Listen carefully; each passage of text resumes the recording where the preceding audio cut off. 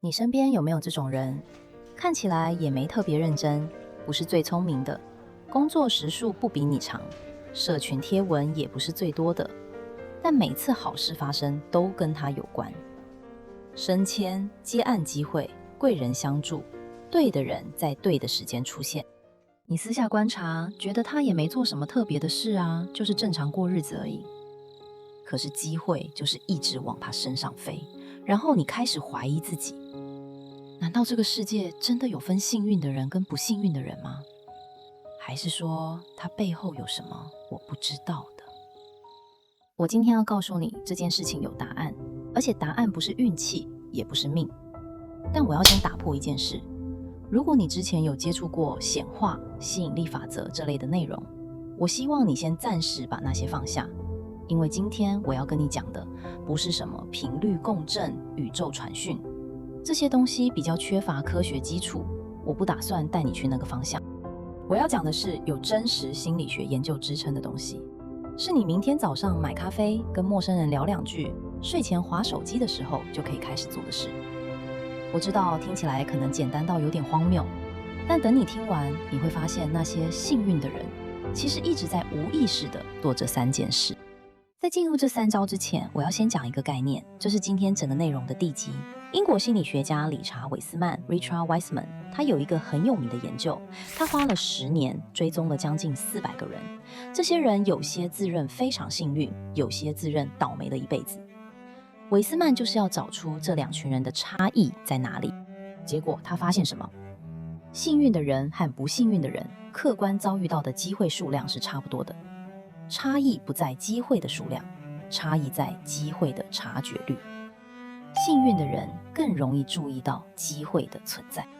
韦斯曼做过一个很有趣的实验，他给受试者一份报纸，叫他们数里面有几张照片，然后计时。自认不幸运的人平均花2分钟把整份报纸翻完，数出有43张照片。自认幸运的人大概只花了几秒钟就给出了一样的正确答案。因为在报纸的第2页有一个大字印着不要再数了，里面有43张照片。不幸运的人太专注在任务本身，反而忽略了外围的讯息。这就是机会察觉这件事的本质，不是没有机会，是你的大脑把它过滤掉了，而这个过滤系统是可以被训练的。接下来的3招就是在训练这件事。翻遍整份报纸，却连答案就在眼前都没看见，这不是不幸运，这叫做睁眼瞎。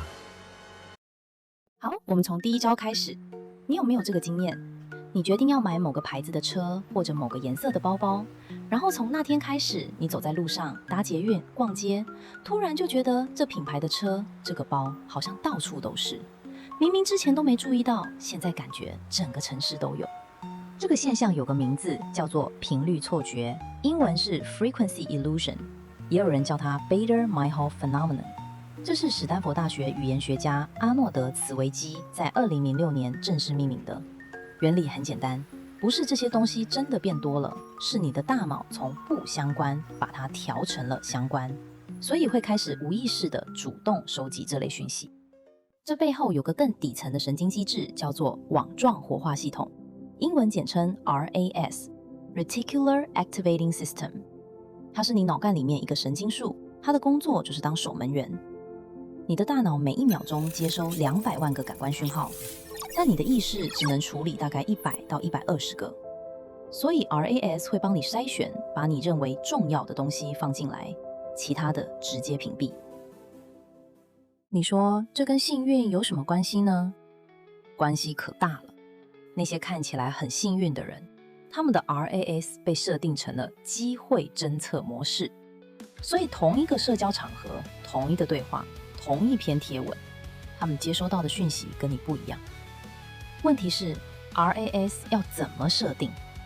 这里就要提到一个方法，心理学家叫它提问锚定 （Question Anchoring）。你不需要对着镜子说什么肯定语句，你只需要每天早上起床的时候问自己一个开放式的问题。这个动作本身会把你的 RAS 调整到搜寻模式。背后的心理学基础来自于认知科学家，道格拉斯·霍夫斯塔特的框架。你问什么问题，你的大脑就去找什么答案。而这跟丹尼尔·康纳曼在《快思慢想》里面讲的定锚效应有相通的地方。你的大脑会把你喂给他的问题当成框架，然后在现实世界里去寻找符合这个框架的讯号。注意，不是我今天要做什么，而是带有可能性的问题。举个例子，今天我可能会遇到什么有趣的事？今天有没有什么人可能对我有用，或者我能对他有用？今天什么样的机会可能会出现在我面前，但我平常不会注意到？实际操作是什么呢？简单举例就是，明天早上你去买咖啡，排队的时候在心里问自己一句话：今天我可能会在哪里遇到意想不到的事呢？就这样，不用冥想，不用静心，不用什么仪式。梦完之后，你的大脑就开始工作了，它会在你不知道的情况下就开始侦测。好，第二招要进入社交这个面向了。我先问你一个问题：你上一次得到一个真正有帮助的机会是从谁那里来的？是你的老朋友、亲近的家人，还是一个你不算太熟的人？根据社会学家马克·格兰诺韦特 （Mark Granovetter） 在1973年发表的研究《弱连结的力量》，这篇论文到现在还是社会网络理论的经典。他发现了一件非常反直觉的事。人们找到工作机会、得到重要资讯的来源，有超过80%不是来自亲密朋友，而是来自普通朋友，就是那种一年可能只见1-2次，不算深交但认识的人。这是为什么呢？因为你的亲密朋友跟你生活在同一个资讯圈里，他们知道的东西你大概也知道。但弱连结，那些普通认识的人，他们生活在跟你不同的圈子，他们带来的资讯对你来说才是新的，而机会几乎都藏在你还不知道的资讯里。所以那些看起来很幸运的人，他们有一个很重要的特质，他们喜欢跟不算很熟的人保持联系，而且聊天的方式不是有目的性的交换，而是真的有点随意，带点好奇。你有没有注意到，有些人跟陌生人聊天，几分钟就能让对方讲出很多事，而且对方还觉得跟他聊天很舒服？这些人通常做了一件很具体的事，他们问的问题不是封闭式的“你是做什么的”，而是开放式的“你现在最有趣的工作是什么”，或者“你最近有没有发现什么好玩的事”。这种问法，对方必须真的想一下才能回答，而这个想一下会让对方讲出一些他自己也没想到的东西。有时候，这就是你需要的讯息。这招具体要怎么练呢？很简单，下次你在任何场合跟一个不算太熟的人有机会说话时，你就试着问一个不太对的问题。这个不太熟的人可以是同事，可以是朋友的朋友，可以是你常去的店家老板。不太对又是什么意思呢？就是不要问那个最明显、最正常的问题。比如说，对方说他在装修房子，你不要问装修多久，你可以改成问你装修过程里面有没有什么出乎意料的事呢？这个问题会打开一个对话空间，对方会觉得被真的在意，而你也可能听到你没想到的东西。格兰诺维特的研究告诉我们，机会几乎不是从你已有的人脉深处出现，而是从边缘冒出来的。所以第二招的核心不是要你去 networking， 去那种名片交换会，而是在你已有的日常接触里，让对话多走一步，给弱连结一个被触发的机会。在进入第三招之前，我先把前2招的东西小结一下。第一招，你在训练你的大脑主动侦测讯号，让你不会错过本来就在你眼前的机会。第二招，你在扩大你的资讯来源，让机会有办法从你现有的社交网络边缘进来。这2件事合在一起做的其实是同一件事，就是把你跟机会之间的距离缩短。机会本来就在那里，只是你之前跟它不同频。这不是玄学讲的频率，是认知学的频率。你的大脑设定了什么样的接收频道，你就接收到什么样的讯号，而这个频道是可以被主动调整的。这也是为什么同样一个活动，同样一个派对，同样一个机场延误的状况，同样一次排队等咖啡的情景，有人走出去之后发生了什么，有人完全没事。不是对方比较幸运，是对方的接收器开着，你的没开。同一个房间，两种人生，差的不是命，是你脑子里的那个开关。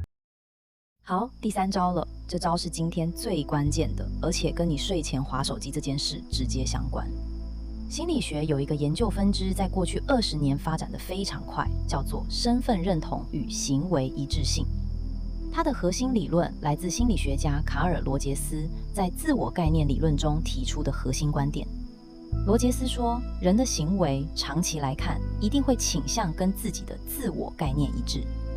自我概念是什么呢？就是你心里那个对自己的定义，我是一个什么样的人。你觉得自己是一个不太幸运的人，你的大脑就会不断地去验证这件事，因为行为不一致会让人感到认知上的不舒服，这在心理学叫做认知失调 （cognitive dissonance）。最早是由利昂·费斯廷格在1957年提出。所以你会发现，明明跟你说的机会，你就是会找理由不去；明明有个人可以去认识，你就是觉得算了；明明今天可以开口说的一句话，你就是没说。不是你懒，是你的自我概念在保护他自己的一致性。那问题来了，这个自我概念要怎么改呢？很多人会说改变想法啊，积极正向啊，但这些东西为什么那么难？因为你只是在改变表层的念头，底层的自我概念根本没动。有一个更有效的方法，来自心理学家盖布瑞尔·厄廷根 （Gabrielle Oettingen） 的 WOOP 理论。WOOP 是指 wish 愿望、outcome 结果、obstacle 障碍、plan 计划。我今天借用它的核心动作跟另一个概念结合，身份式肯定语 （Identity-based affirmation）。注意，这不是那种我每天都越来越好的废话肯定句。身份式肯定语的格式很简单，基本上就是某种特质加上某种行为的描述。我直接举例给你听。例如，我是一个对机会保持开放的人，所以我自然会在日常对话里留意有趣的讯号。又或是，我是一个让好事知道怎么找到我的人，所以我自然会在对的时候说对的话。就是类似这样的句型结构。这个格式在心理学上有2个功能。第一，它在更新你的自我概念，让你的大脑慢慢接受一个新的我是谁的定义。第二，它启动了费斯廷格所说的认知一致性。你既然说自己是这样的人，你的行为就会倾向去符合这个定义，因为不符合会让你不舒服。但问题是，什么时候做这件事最有效？这里有个很重要的神经科学依据，在你入睡前的那个半清醒、半恍惚的状态，科学上叫做催眠边缘状态 （hypnagogic state）。这时候大脑的阿法脑波最强，且这时候大脑的批判性滤网是最低的。也就是说，你在这个状态输入的内容更容易绕过大脑平常的防卫机制，直接进到潜意识层面。神经科学家乔·迪斯班萨在《未来预演》一书中记录了大量案例，说明睡前的心智练习在神经可塑性的研究框架下是有其科学依据的。这也是为什么很多人说睡前不要滑手机，但真正的问题不只是蓝光，而是你睡前最后输入的内容会在你脑子里放大。你如果睡前在滑的是焦虑的新闻，那些别人比你厉害的贴文，让你容易起比较心理的内容，你的大脑在那个最开放的状态，接收的就是我不够好，我落后了，我很难翻身这样的讯号。所以第3招不是叫你不要滑手机，而是在关灯放下手机之后，给自己3到5分钟，在那个快要睡着的状态，默默地在心里说那句你写给自己的身份：我是一个对机会保持开放的人，我是一个让好事找得到我的人，我是一个让人愿意把机会带来告诉我的人。不用大声说，不用刻意，就在那个你快要睡着的状态，让这些句子在你脑子里飘着就好，然后自然睡去。每天做，持续3到4周，你会开始发现，有些你之前完全不会注意到的事，会开始让你停下来多看一眼。这就是神经回路在重新配线的迹象。好，我们把今天的东西整理一下。第一招，早晨问题锚定，启动大脑的机会侦测模式。每天起床问自己一个开放的可能性问题，让你的网状活化系统开始替你找讯号。第二招，触发弱连结，让机会从你身边的人流进来。在日常接触里，让对话多走一步，不是要你刻意去社交，是要你在本来就有的生活对话里多问一个不那么明显的开放式问题。第三招，睡前身份输入，趁大脑最开放的时候更新自我概念。关灯之后，用3到5分钟让一句身份肯定语在你脑子里飘，然后睡觉。这3件事做起来都不难，难的是你愿不愿意接受。其实幸运这件事在本质上是一套可以训练的感知和社交系统，而不是你生下来有没有被选中。但我也要在这里说一个现实，这3招不是让你躺着等机会从天上掉下来，机会被你看见了，还是要你去行动。韦斯曼的幸运研究里面有一句话我觉得非常重要，他说，幸运的人不只是看见机会，他们还愿意相信自己值得去拥有它。所以训练感知是一件事，训练自己真的伸手去拿又是另一件事。今天的3招做的是前者，让机会先进到你的视野里，至于你愿不愿意去抓住，那是下一步的课题了。我一开始说，你身边那个看起来很幸运的人，可能根本没有意识到自己在做这些事。他可能天生个性比较好奇，所以自然问比较多问题。他可能从小就不太介意跟陌生人说话，所以弱连结特别多。他可能睡前习惯让脑子放空，自然避开了那些往脑子里塞焦虑的习惯。这些对他来说是无意识的系统，对你来说就是今天的这3招，让你可以后天刻意的去建立这套系统。你不是运气不好，你只是之前没有人告诉你这个雷达要怎么开。这个世界从来不缺机会，缺的是愿意相信自己看得见它的人。从今天晚上开始，试试看那个睡前的身份肯定语，就只是那3句话，让它飘在你脑子里，然后睡一觉，就这样。最后，我想问你一个问题，过去有没有一个机会，你事后才发现它当时就在你眼前，但你没抓住？那个瞬间是什么？留言告诉我，或是告诉我，影片中无痛显化的3招里面，你觉得你最缺乏的是哪一个？ A. 机会雷达， B. 弱连结对话，还是 C. 睡前身份肯定？